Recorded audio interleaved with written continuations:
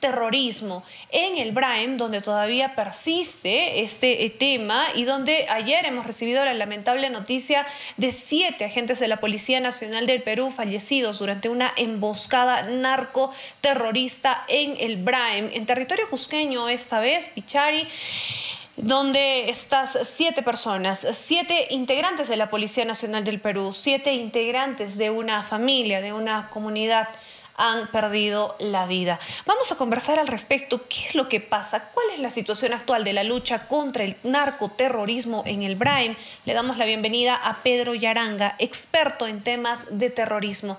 Buenos días, bienvenido a RPP Noticias. ¿Cómo está? ¿Qué tal? Igualmente. Buen día, Noemí. Muchas gracias por acompañarnos. Y esta es la gran pregunta. ¿Qué pasa en el Braem? ¿Qué pasa en este territorio donde al parecer todavía no le ganamos esta batalla al terrorismo?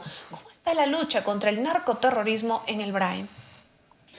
Históricamente, Noemí, Carlos, todavía no hemos ganado a nivel militar, menos a nivel político y socialmente al terrorismo.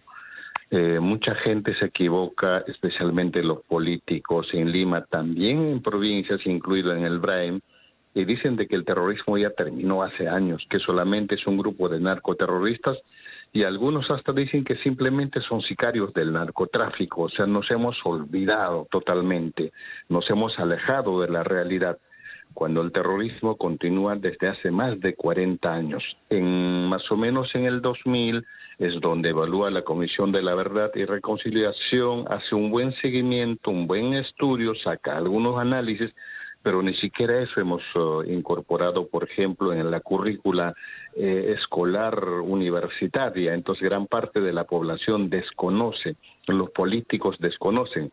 Y el terrorismo, por una parte, que es el brazo armado de los remanentes, por el momento se autodenominan como el militarizado Partido Comunista del Perú, estos continúan alzados en armas. Y el otro grupo continúa operando en las ciudades bajo la etiqueta del Movadef en sus distintas denominaciones. Así es que todavía no nos hemos liberado. Lo que ha pasado en Natividad en el Braem es parte de esa realidad que se repite después de años. Y señor Yaranga, muy buenos días, le saluda Carlos González, y específicamente usted se refería a lo que ha pasado en el Braem con la muerte de estos 7 efectivos policiales. ¿Cuál es la hipótesis respecto a la causa? ¿Qué es lo que puede haber ocurrido? ¿Por qué este ataque tan violento y sanguinario, matar a 7 personas? En todo caso, ¿cuál es el mensaje de fondo? Efectivamente es un ataque sanguinario, esta es una clásica emboscada, no es una emboscada que a veces suelen hacer al paso.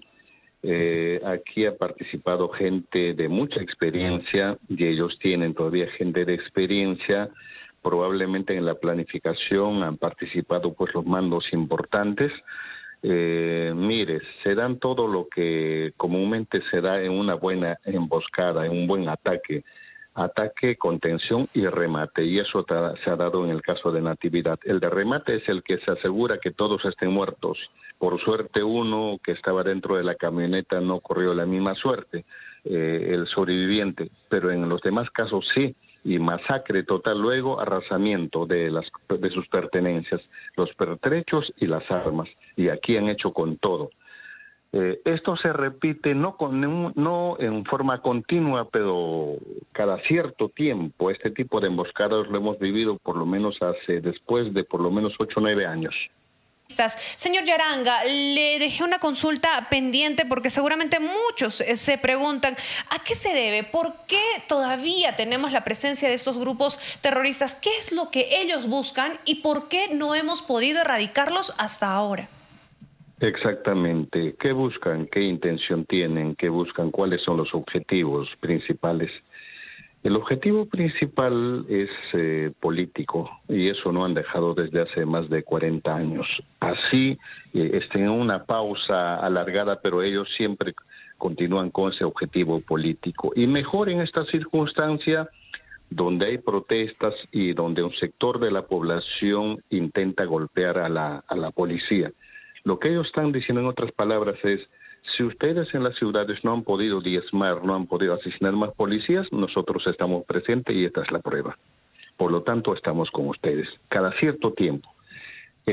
Una de las tareas que dejó Abimael Guzmán es estar presentes en todas las protestas, cualquiera fuera el objetivo de las protestas, no para dirigir, no para manejar, pero sí para torcer la protesta o con el objetivo que ellos tienen en cabeza. Y estos inmediatamente, cuando estos casos, buscan la mejor oportunidad.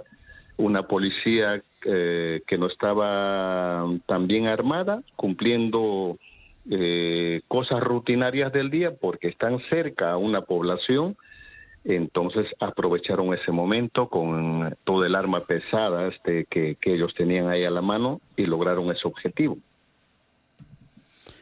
Ahora, señor Yaranga, ¿se podría identificar cuáles son los sectores que tienen cubierto estos remanentes del terrorismo en el Brain? Porque entendemos que no tienen posiciones en todo el Brain, ¿verdad? Pero ¿cuáles son los sectores? Y quería también agregarle otra consulta a esto muy breve.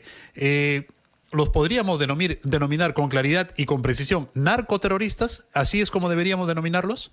Vamos a empezar por ahí, Carlos. La gente dice pues que estos no son remanentes, son simplemente narcoterroristas y así lo han estigmatizando. Pero ojo, que Sendero Luminoso desde los inicios siempre fue narcoterrorista, porque de lo contrario jamás hubiera sobrevivido tantos años. Recuérdese que en el 80 empieza, en el 81 tenían grandes problemas económicos para solventar, porque esto es muy costoso, por lo que, por ejemplo, Abimael Guzmán obliga a Abimael Guzmán con María Clavo Peralta a la cabeza a tomar el Alto Huallaga. Se producen los primeros enfrentamientos, luego controlan todas las pistas clandestinas, ellos resguardaban y los narcotraficantes se aterrizaban. De esa forma pudieron equiparar el costoso alto que tenía a lo que ellos llamaron la guerra de guerrillas.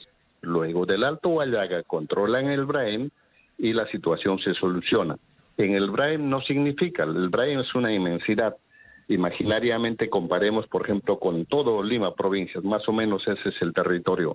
Pero lo que ellos ocupan es relativamente una pequeña franja, que es una parte de la provincia de Huanta en Ayacucho.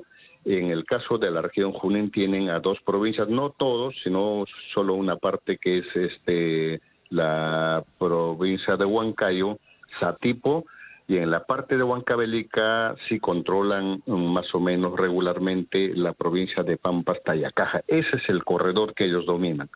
Esta zona donde del ataque estamos hablando de la margen derecha del río Apurimaqueya, pertenece a Cusco.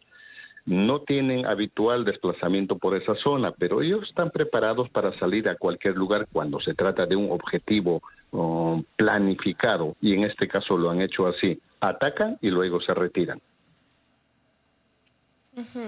Este ataque, en todo caso, señor Yaranga, que ha ocurrido ayer, ¿podría ser solo un recordatorio más de los tantos eventos que ellos lamentablemente han propiciado? Me refiero a ataques que han terminado en muerte, o podría ser el inicio de actos más recurrentes de este tipo, teniendo en cuenta que en el país estamos con un panorama bastante convulsionado, hay protestas, hay crisis política, crisis social.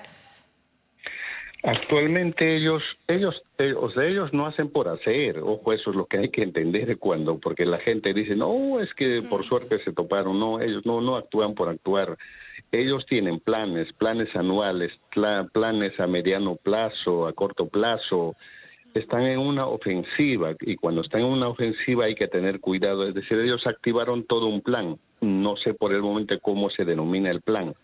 Entonces, ese plan probablemente pues es unirse a toda esta protesta nacional. No sé si ha sido a última hora o es que ya lo tenían planificado, pero esta es una gran ofensiva. Cuando se repliegan, ellos se preparan. Cuando están ofensiva, atacan. Eso es lo que están haciendo actualmente. Que podrían hacerlo uno por otro lado, tranquilamente podrían otro repetir por la zona de Huancayo o por la zona de Huancavelica. Para eso están preparados. Ahora, ¿cuál debería ser, señor Pedro Yaranga, la respuesta del gobierno, la respuesta del Estado, ¿no? ¿Cómo deberían responder las fuerzas del orden y en qué condiciones debería esta darse? Considerando, lo había mencionado muy bien Noemí, que estamos en una convulsión social en las regiones del sur, hay una crisis política también social. Lo que pasa es que es casi común, sobre todo en los últimos 15 años, que no hay una decisión política clara. Y en los cerca de 2 años con el señor Pedro Castillo, lo que hemos vivido los peruanos o lo que conocemos por dentro, por ejemplo, el tema de seguridad, lo que hemos visto es una desarticulación de los aparatos de inteligencia. Y una buena operación no se puede hacer sin aparatos de inteligencia. Hay que repetir, y siempre eso digo cuando doy yo algunas clases. Entonces, por ejemplo, el último operativo que fue bastante publicitado, eso es más un operativo militar, pero no es directamente con trabajo de inteligencia. Y yo siempre estoy en desacuerdo en que solamente se logra mayor éxito con un trabajo de inteligencia, que eso hemos perdido sobre todo con este señor Pedro Castillo, que nos ha hecho tanto daño. Y eso de hecho un poquito va a costar, pero sí hay posibilidades, probabilidades de recuperar todo eso porque tenemos gente calificada. Entonces, ¿qué falta? Toma de decisiones, decisión política. O sea, en estos momentos no hay ese trabajo de inteligencia, ¿nos dice usted? Se está recuperando, es decir, poco a poco los mismos policías, cuando hay por lo menos apoyo logístico, poco a poco van recuperando. No es que no tengamos nada, pero debiéramos haber mantenido, porque un buen trabajo de inteligencia no es a mediano ni corto plazo, a veces tiene que ser permanente, porque hay que estar pendientes día y noche, porque estos siempre suelen cambiar en diversas cosas, ¿no? Ya no estamos a lo antiguo con inteligencia humana, simplemente estar pendiente o hacer seguimiento, porque hacer seguimiento en el monte eso es imposible. Hay que utilizar estrategia humana, tecnología, entre otras cosas. Estos grupos narcoterroristas, señor Yaranga, ¿tienen gente infiltrada en las movilizaciones, en los bloqueos, en las protestas que se producen en diferentes regiones del sur del país? ¿Y en Lima también? Ellos han aprendido a través de los años. Hace algunos años, par de años, un poco más, ellos ya estaban entrando a asesinatos selectivos en las ciudades. En el caso de Pichara asesinaron a un colaborador de la policía, en Satipo igualmente asesinaron a otro colaborador, y a Lima ya nos habían enviado un equipo de aniquilamiento selectivo para algunas personas, incluido algunas personas, periodistas que investigan, y aquellos canalizamos. Pero no directamente ellos, sino simplemente aliándose con el sicariato, que muy bien funcionan en las ciudades.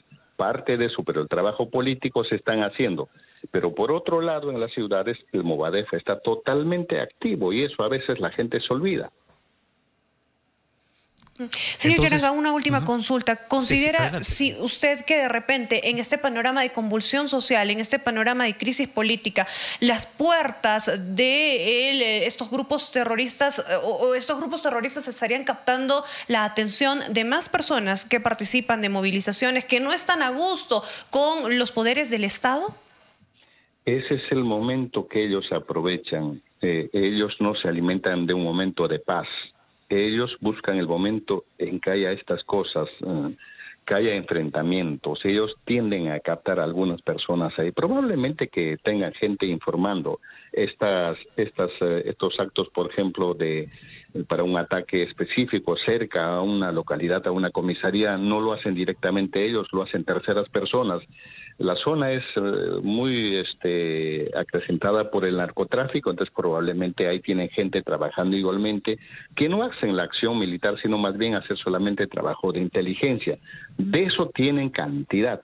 Y lamentablemente en el otro lado no estamos avanzando en ese tipo de trabajos, en el control social igualmente. Muchísimas gracias, señor Pedro Yaranga, por aclararnos bien el panorama sobre la situación del terrorismo en el BRAE, que como vemos está vivito y coleando, y hay que tomar la decisión política para enfrentarlo. Muchísimas gracias, señor Yaranga, por este diálogo con RPP. Muy amable. Muy buenos días. Buen día también. Muy buenos días. 7 de la mañana con 30 minutos, Noemí. Momento de actualizar los titulares de la media hora y luego regresamos con más información aquí en la Rotativa del Aire, en RPP, la voz de todo el Perú.